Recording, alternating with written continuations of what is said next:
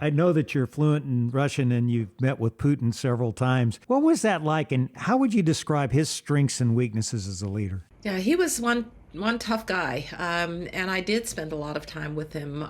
We would chit chat in Russian on the sidelines, but if you're a diplomat, you're probably better off to negotiate in your own language because, as good as my Russian was at that time, it was never going to be as good as my English. And so we negotiated, but I never listened to the translation of him in English because his translators would soften the edges of what he was saying. And by listening to him in the Russian, you could tell how really harsh he could be. He liked to intimidate. He kind of had two modes: intimidate, and he would try to outflank you in the way that he negotiated. But we had a pretty good relationship actually in those years. He liked the fact that I was a Russianist, but you could even see then elements of what's gotten us to where we are.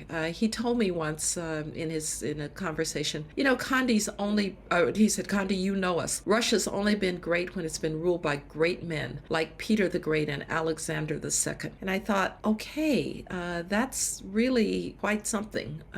He's going after these czars for whom it was the greatest expanse of the Russian Empire. I realized at that point that this was a true Russian nationalist, and that's what we're seeing in Ukraine. We're seeing somebody who believes that Russia's only going to be great again if the Russian Empire is recreated.